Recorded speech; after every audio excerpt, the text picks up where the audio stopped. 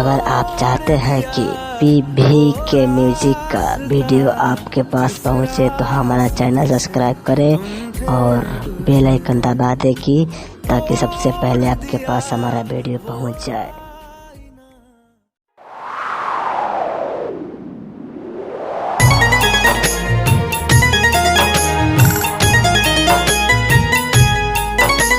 Mix by Aditya recording studio Gopalganj.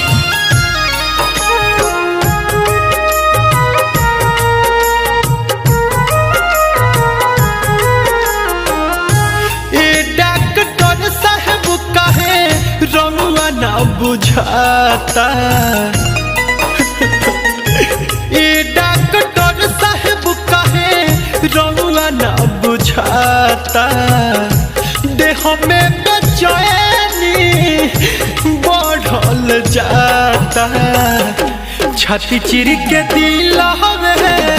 निकल दी दुखाता, छाती चिर के दिल निकल दी दुखाता।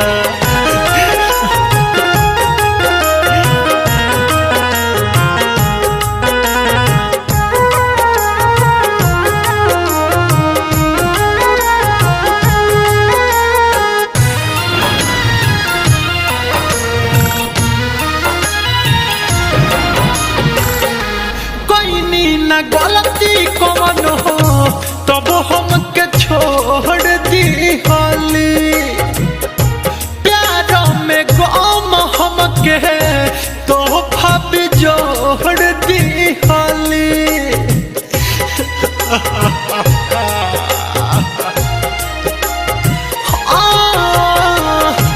कोई न गलती कौन हो तब हमके छोड़ दी हाली, प्यार में गम हमके तोहफा भी जोड़ दी हाली, कर कर के यहाँ दौन के बॉडी छटपटाता, कर कर के यहाँ दौन के बॉडी छटपटाता, छाती चिर के दिल निकल दी दुखाता, छाती चिर के दिल निकल दी दुखाता।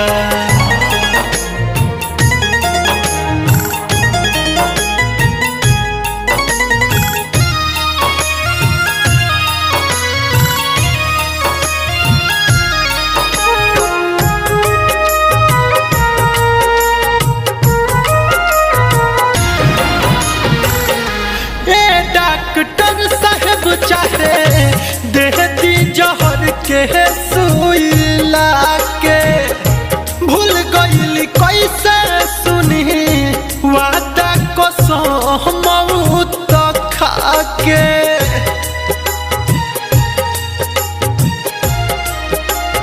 हो डॉक्टर साहब चाहे देती जहर के सुई लाके, भूल गईली कैसे सुनी वादा कसम मौत खाके, ना जाने कैसन किस्मत लिखल विधाता, ना जाने कैसन किस्मत लिखल विधाता, छाती चिर के दिल निकल दी दुखाता, छाती चिर के दिल निकल दी दुखाता।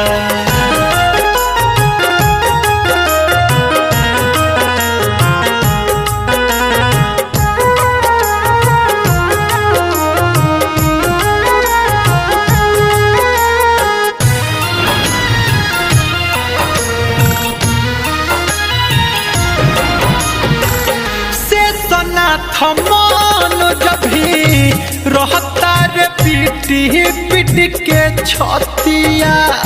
दीपक दीवाना के देखी के वही सन हलतिया,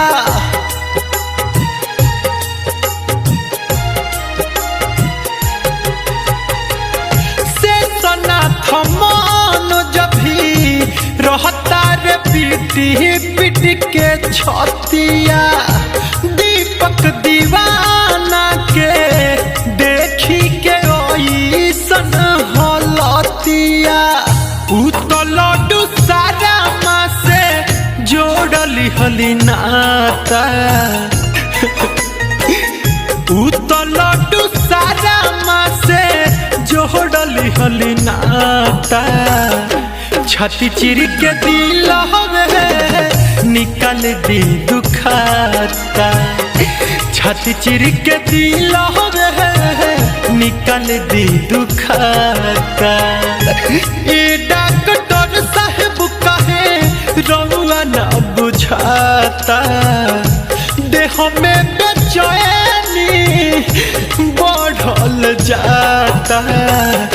छाती चिर के दिल हवे निकाल दी दुखाता छाती चिर के दिल हवे निकाल दी दुखाता।